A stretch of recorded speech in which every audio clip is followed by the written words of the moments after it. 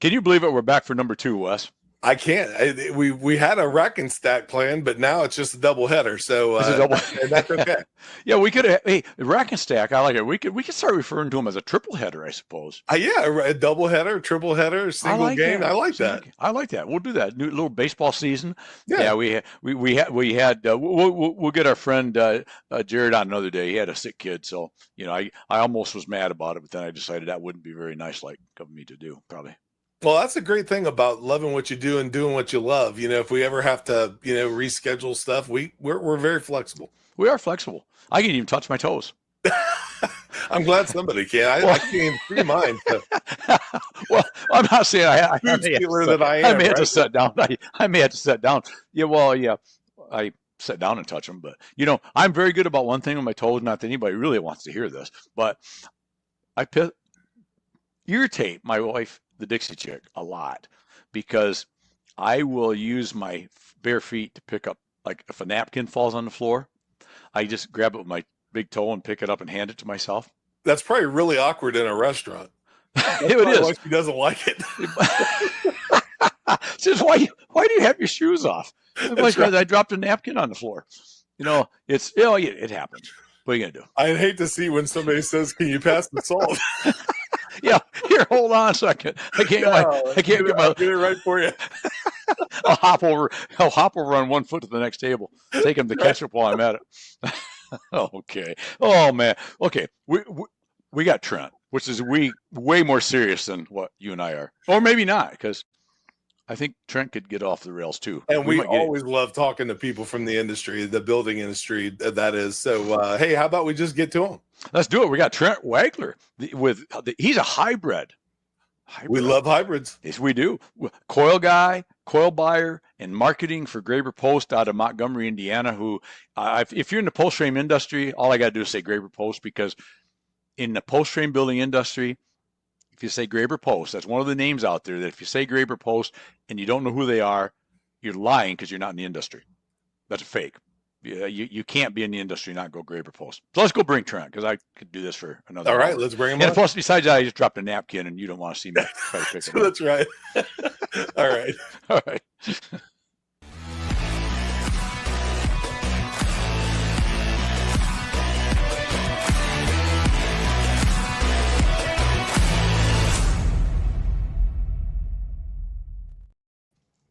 Well, I gotta get my napkin, Trent. Just a minute. Okay, there we go. How you doing, brother? I'm doing well, my friend. How are you today? Oh, I couldn't be better, man. Couldn't be better. I mean, I've been anticipating this conversation for a while, man. I look forward to. I mean, I appreciate you and what you do in the industry and Graber Post, and I just I thought about the number of years I've been in the industry, and we're on the over 4 years with this podcast. Really? Wow. And we've never had any from Graber on before, which is like insane.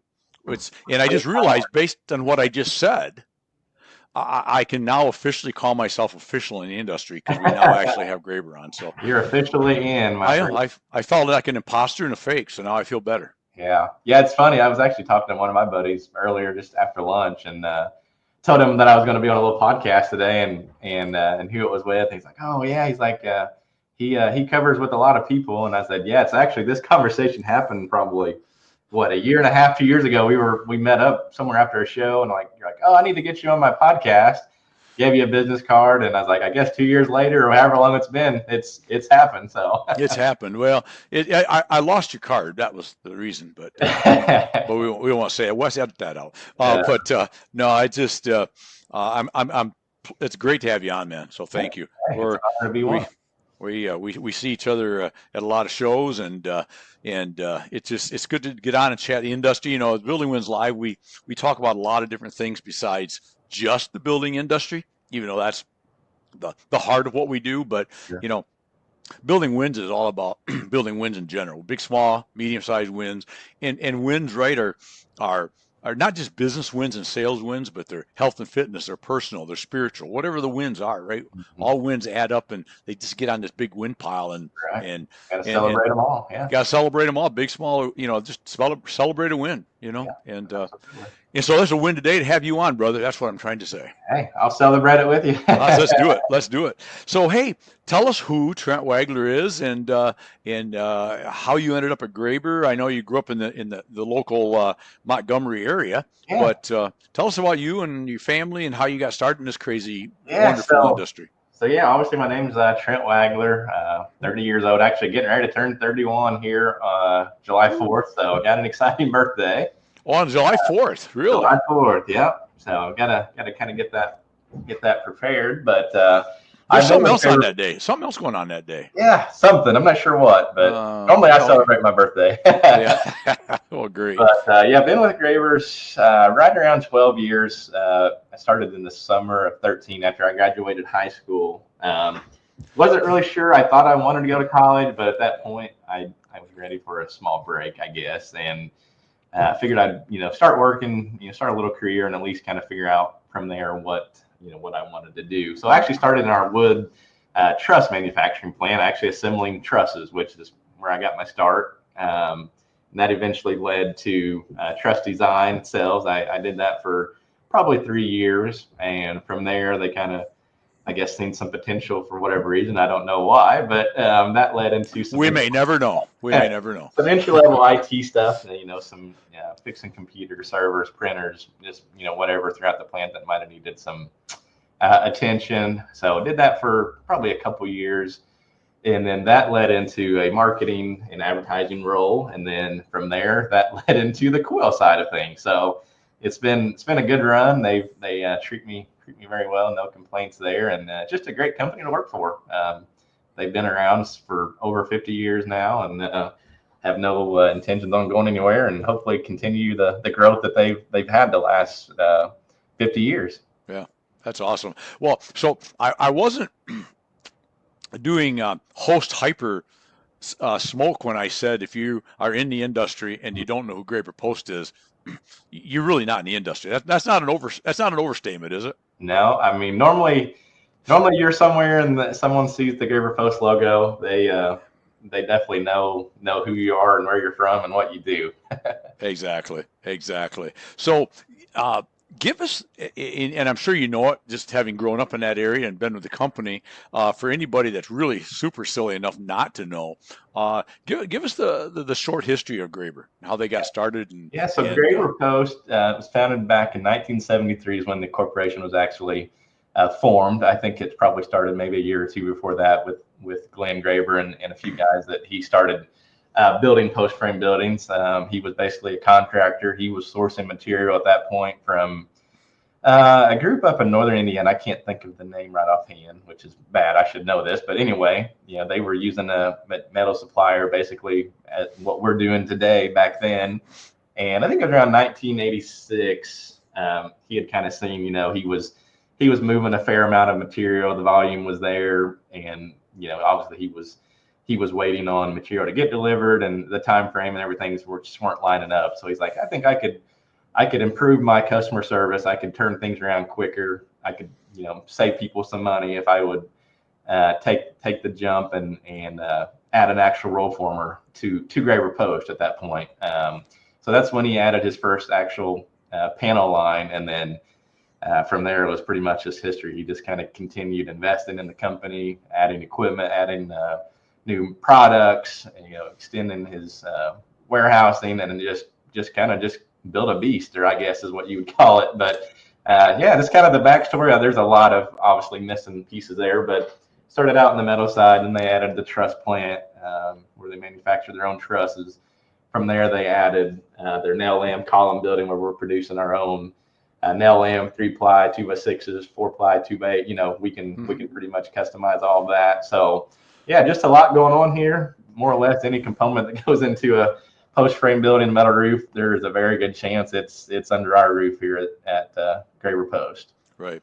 And so you guys obviously have dealers around that you can ship full complete packages to, or you can ship laminated columns to, you can ship trusses to, you can ship metal to, any and all of the above, and you can ship coil to I think you ship coil to a bunch of the smaller, medium-sized roll formers too, right? Some of the guys that we've kind of helped get their start, they were buying pull kits from us. They get on their feet, get a business set up, and they might do the same approach as Glenn, where they start doing more in-house, and we try to continue to help them with whatever way we can, and that's been the last 7-8 years. The coil side has definitely been a big stepping stone for us to kind of at least stay in touch with those guys and continue to do business. What I think is not, I don't think fascinating is the word, but smart, we'll use that, is that when they kind of left you, right, to start their own little gig, so to speak, you could have just said, well, see ya, I guess. You're not a customer anymore. But instead you're going to, okay, I can't have all the business, but let's have what business I can have, right? And that's I think that's a business model that is easily forgotten by a lot of people. It's almost, we all want all. I mean, we're probably in business greedy by nature, I suppose. We'd like it all. Yeah. But I mean, that'd be like me as a fasteners rep. I'm only going to buy my wood screws from you because I don't like your metal screw. I'm buying that from these guys. Well, then I won't sell you any. I mean, that would be silly, right? Yeah. But I think a lot of people take that stance. So, hats off to to the culture of Graber to understand that we'll take what we can get here, because the bottom line is that guy's going to do that whether you like it or you don't like it, with or without your blessing, right? Yeah. Whether it's us or them, they're going to be buying material somewhere. That's correct. And so they might as well be getting. We expect to get all of it, but we're such a unique company. We have a little different business strategy than some of the other guys, and we can kind of be more of a tailored fit to help them guys get what they need when they need it, and still be very competitive. So yeah, it's been good. Learned a lot the last few years on the coil side, and still got, I'm sure, a whole lot to learn. But it's been a fun ride, and I'm glad to be a part of it. Well, that's awesome. So one of the things we was talking with Wes off air, and as a matter of fact, when this show drops, I intend to stay evergreen as much as possible. But when this show drops, we will have already, hopefully the stars still align, have done a panel together at the Post Frame Builder Show in Mannheim. Yes. So like I said, by the time this drops, we'll have already either done an incredible job or flopped big time. So if it flopped big time, we just won't post this show. But anyway, we'll just keep this one a secret. A secret, right? But let's talk about, because that's probably, well, I'm not going to say probably. I'm going to put words in your mouth. Barndominiums, in my opinion, is probably the largest name, the largest word out there right now, right? I mean, it's hot. Everybody's talking barndominiums, whether it's in post frame, whether it's in stud wall, whether it's in metal buildings, because barndominiums is a type, right? It's a way of building. And we're going to, we'll have talked about this, like I said, in the panel discussion, but in Trent Wagler's mind, in the Graber Post world, let's start with what the heck is a barndominium anyway? What's a barndo? Yeah. So, and you may ask a few different people at Graber Post and maybe get a couple of different answers, but obviously some of the big key things that I would say, open floor plans, high ceilings, post frame construction come to mind. Doesn't have to be, could be a traditional stick frame with 2x lumber, but a lot of post frame construction comes into that. Multi-use space. A lot of them you see a nice big garage attached to the living quarters, which is kind of where that comes into play. Cost effective comes to mind. Fast construction, things unfold really quickly as far as on the shell and getting all your wall panels and roof panels up. And if you're out in a rural area, I feel like the appeal is there. You got a nice big, great looking building. It's got energy efficient products on it. It's going to last 30, 40 years without any problems. Just a really convenient way to build, in my opinion. That's shown its face, and I think it's grown rapidly. I think we discussed before we got on the last 7, 8, 9, 10 years, and I think it's only going to continue to grow really quickly. No, I know. I think you're right, and and I think it's driven. It seems like there's almost a Pinterest-y, if that's the right word, a Pinterest-y lifestyle out there of people that want that Arcadian lifestyle, right? They want that rural. They want their own little chunk of Americana, right? They Yep. want their little, fenced driveway and a llama and three dogs, a couple horses and a goat and a pig, right? And they want to have the ATVs and the kids can run around the yard and they want to build that lifestyle. Mhm. And the barn dough by not that you can't make it look very modern. And there's a lot of really, I have some good friends of mine in the Texas market that build or design incredible, beautiful, very modern looks, right? And Mhm. and they build with steel, but they build a very modern look most of the time. Yeah. Um, but for the most part, you get out in rural America, outside of the cities, outside of Indianapolis, because you're in southern Indiana, Yeah. Yeah. or outside of Louisville or Lexington, or Mhm. pick a city. Yeah. Um, you move out there and get your 4 or 5 acres or 10 acres, and I think a lot of people want to go back to their roots, right? They want to have that little more rural looking uh, farmette, if that's Yes. a word, right? And that's where this really comes into play. That's where it seems to be driven, right? Because if Oh you go to Pinterest, and I'm not a Pinterest guy, yeah. I don't market on Pinterest because I'm a B2B guy that just doesn't fit what I do, Mhm. but I'm aware of it.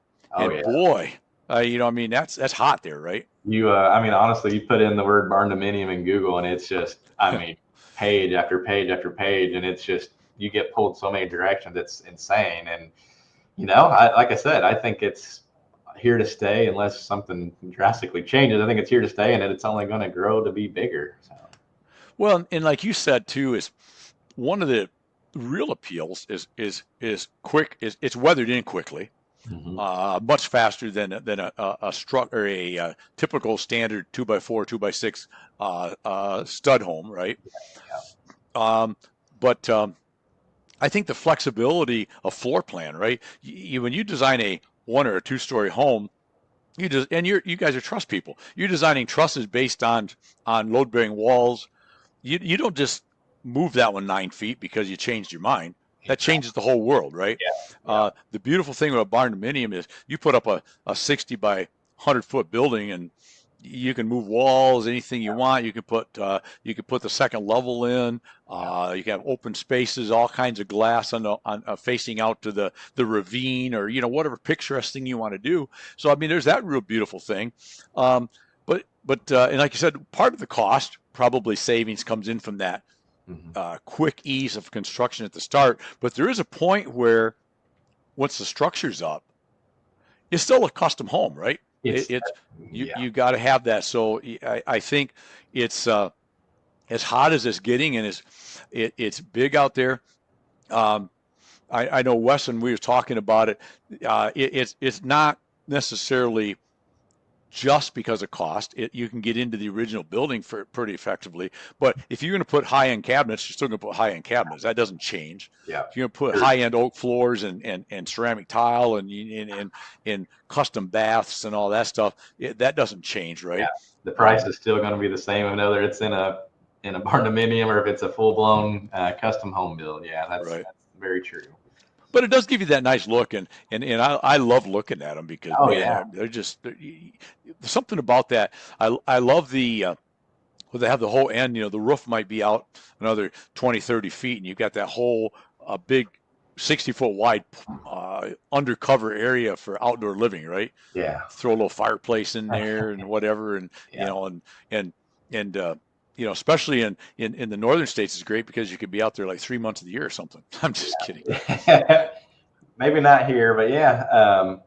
I think another big thing on the barn dominiums, there's so many people that are willing to put in a little work on the weekends or after hours, and they might decide to put up their wall panels, or they might decide to heck, they may even frame the thing up with some of the products that are available in the market, from the permacolumn brackets to Hmm. the clear span trusses. There's so many videos online that kind of walk you through this process and be like, yeah, I could get me a buddy or two, and we could save $30,000 worth of labor if we could do this portion ourselves, and I think that's became a really big factor in this too, because it's normally they're not extremely complex. Some of them can be for sure, but normally you've got a rectangular building, maybe a porch on one end, and that might be it. And you kind of got the base knowledge down of how these buildings are erected, which you can provide plans and all the measurements and everything for the guys, and most people are able to figure it out. And yeah, they can kind of do a little DIY project on a weekend after hours, and kind of do their own deal on that. Mm-hmm. Well, and I think that's a great point. It's almost like if they need to, they can build as they go. If they want to sort of semi self-finance a little bit, right? And I'll get this part done this year, and I'll do a little bit more next year as we work through it. But the nice thing is, like you said, it's quick to get weathered in, and if they're good at drywalling, or they don't mind drywalling, they got a buddy that knows how. You can spend all winter in there doing your drywall, doing your drywall and doing some of the basics, and the other nice thing is, with a typical barn door, if there's going to be a shop or some type of utility area that's attached with it or part of, let's face it, a lot of these, or most of these, I would say, probably are going in an undeveloped piece of property where you got to have some place for all that stuff to be. Yeah. So typically the first thing you would have to do, if you're building a stick home, custom home out in the country, probably not always, right? But many times you got to get a pole barn up first. Yeah, exactly. Because you're not going to drop stuff out there and leave it in the middle of a field, that either from a weather standpoint or from people driving in and loading up a pickup at the end of the night, right? Yeah, exactly. So this way you don't have that extra expense there either of having to build that 40 by 60 pole barn just to store all your stuff. Yeah, it's all part of your original cost or initial cost, right? Mm-hmm. Yeah, absolutely. So, well, that's awesome. So, what do you have you seen for the growth of the barn dominium? And then we'll move on to a couple other things on post frame. But have you seen a drastic increase in the last 2 to 3 years, especially, or does it go even further back? I would say the last 3 to 4 was kind of that period where it really started sticking to people. Obviously people would see, Pinterest, like you were saying, or Facebook, or, they would see these plans or, CAD drawings of a nice, big, large home. And they're like, yeah, that's really nice, but no way, there's no way I can do that. And then, more studies and more, explainer videos came out on exactly how these things are built. And people finally was able to kind of comprehend what was going on. Banks understood, okay, this is standard construction. It's not a post frame home. It might be on a foundation, or they've got the permacolumn brackets and, all of this. It's I think that brought a lot of light to it. And once people kind of got that concept, it just kind of started snowballing, I guess. Yeah. And, I find is kind of cool with the, and I, in my opinion, and this is my opinion only, but I see a correlation between all the new panels that are being developed, all the new looks, in high waters raise all tides, right? And I think what's happening is, as you build these barn dominiums, there's a demand for a little more unique, a little nicer, a little more upscale, whatever term we want to use, Sure. which flows into all the rest of the post frame industry. Yeah. I love a phrase that I talk about from time to time. It's off an old Oldsmobile ad. There used to be an ad run back when Oldsmobile was making a change and kind of becoming more modern. Of course, they weren't real modern. They don't exist anymore. But when they ran these ads about, it's not your father's Oldsmobile, right?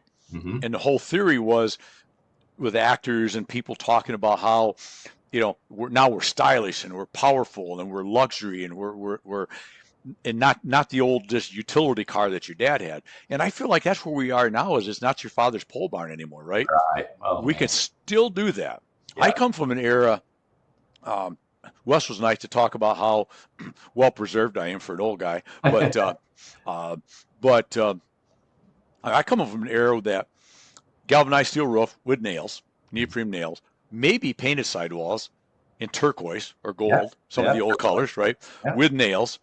No overhang on the eave or the gables, a slide door on the end, a slide door on the side, maybe a walk door or two, and probably not even any windows. That was a pole barn. And you look at today, all the things that people will build a pole barn out back of their, $1 million home out Yeah. on a little countryside somewhere, and they want the same brick. They want the same siding or to match. They Oh want it to look pretty. They want a porch and a cupola and a lighted cupola and yeah. eyebrows, and they want all this stuff. And I think that is driving.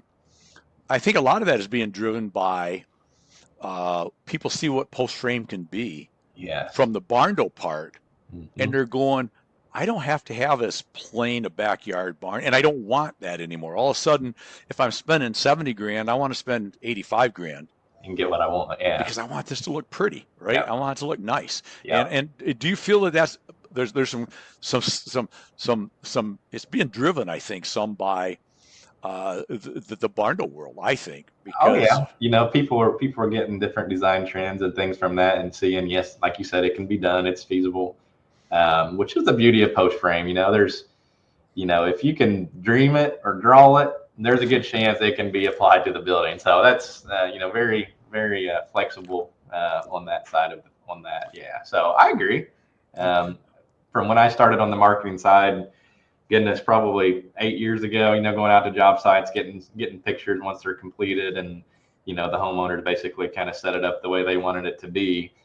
And some of the buildings I've seen the last even 2 years, I mean, it is just amazing. But it's like you said, you got your guys that just want to get their four-wheeler or tractor in out of the rain, or they want some nice $100,000 building that's just on the backside of their property that they want it to blend in with their house or whatever it may be, and they don't want it to be an eyesore, which most buildings aren't, but everyone right, has their different opinion on right. what an eyesore is. Well, yeah, but you're right. Even a machinery shed anymore. They're putting nice windows. They're putting overhangs all the way around. They're putting wainscoting of some type, sometimes brick or stone, or they're putting the little wraparound porch, on the corner where their little office, their little farm office is, right? They put a nice, 6-panel door or 9 lights panel door, shutters and 4 cupolas on the roof, and they're back. Can't believe I'm even saying this, but back in my day, we didn't even know what a cupola was. Yeah. And a porch, we don't put a porch on a pole barn. We had like an 80 by 200 with 2 large sliding doors and maybe a walk door, Yep, Yeah. exactly. If it's a really big building, we'll put a walk door back in the back corner just because it's a long ways around the building, and a dirt floor because nobody put concrete even. It was just different, right? And it's funny switching gears slightly, but it goes along with this conversation. Uh, I've seen really firsthand the last few years, being blessed to be on the board for the National Frame Builders Association, and a lot of the efforts that we've been putting is with Building of the Year. Yeah. Putting more weight into making it a nicer building. Yes. Putting more weight into, if it's a backyard hobby barn, there should be different categories, right? Because if you're putting all the things we just talked about versus just nice, but just a building with brown sides and maybe a tan wainscoting and you put a nice 9 light, nice, but I think we're again all together in this industry trying to elevate that look, and I think the more great buildings we get out there, the more people go, geez, I can do this, maybe I can do that, and like you hit on it a minute ago, and I think it's a great concept. There's probably something, but there's not much in post frame anymore that if you can design it, think about it, dream it, somebody can design it. You can design trusses for it. An engineering firm and an architect can come up with a way to make this work in post frame. And it's again, it goes back to what I said, but it's not your father's post frame building anymore, right? Back in the day, you just couldn't do that stuff. I remember when 60-foot was almost unheard of. Oh, really? Yeah. That was like a big building. I mean, you're almost nuts. You're going to build 60-foot wide trusses. You can't do that.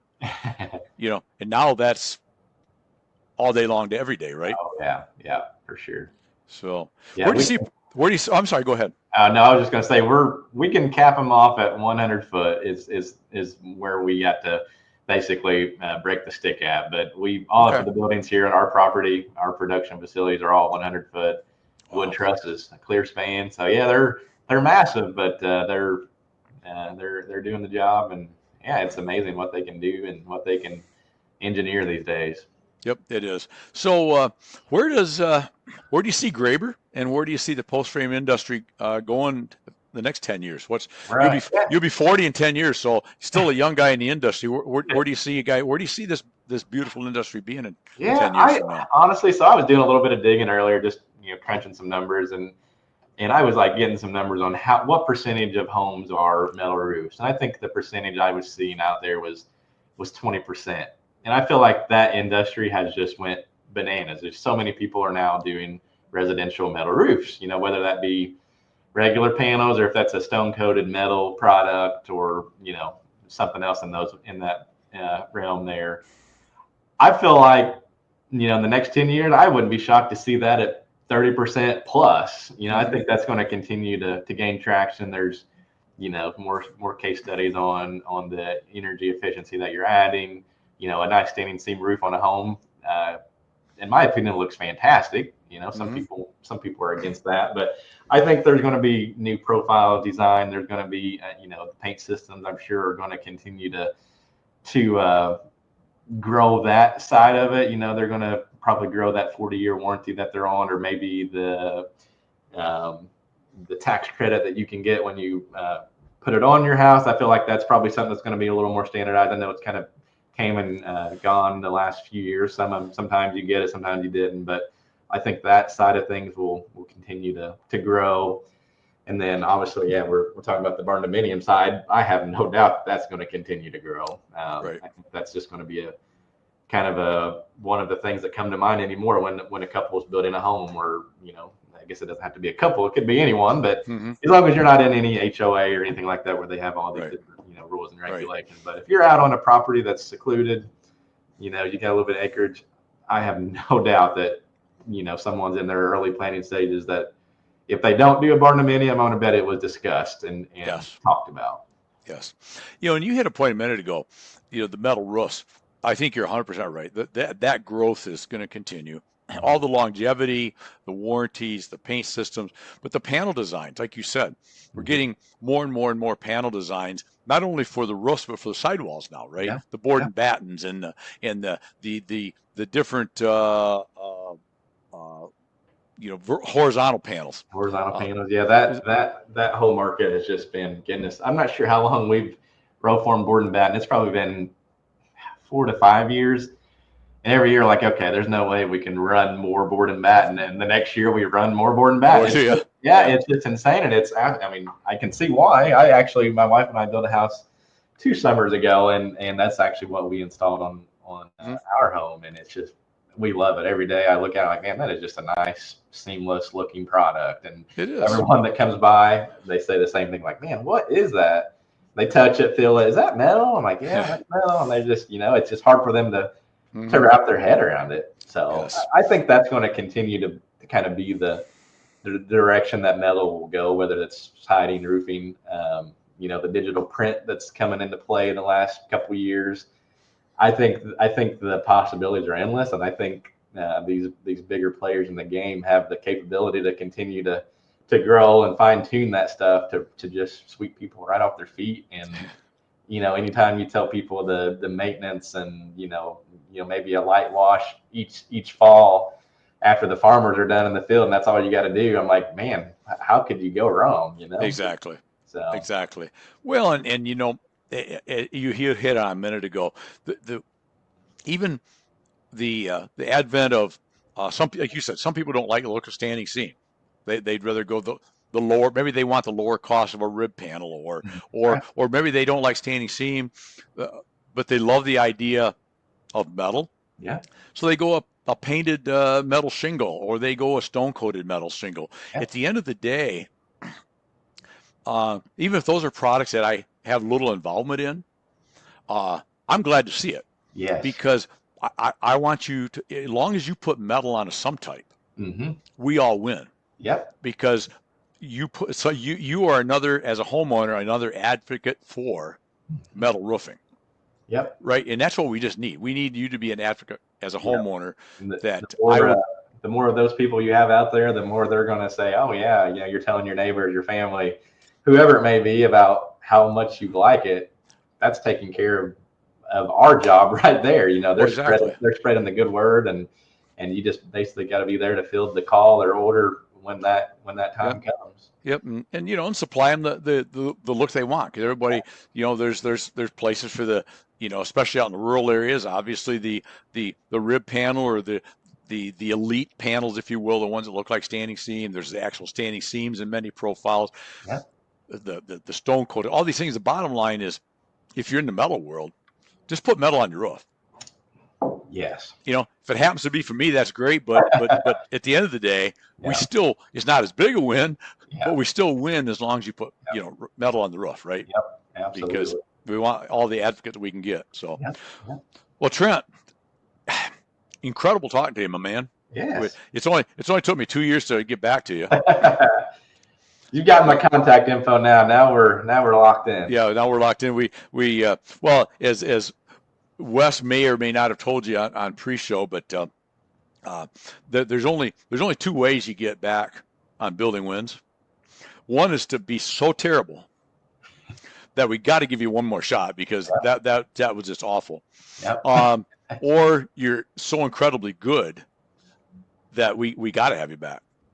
And Wes just sent me a note. He says, "Well, don't go too far." No, he didn't either. Yeah, just kidding. No, I think that we would love to have you back someday. Hey, absolutely. We'll do it again.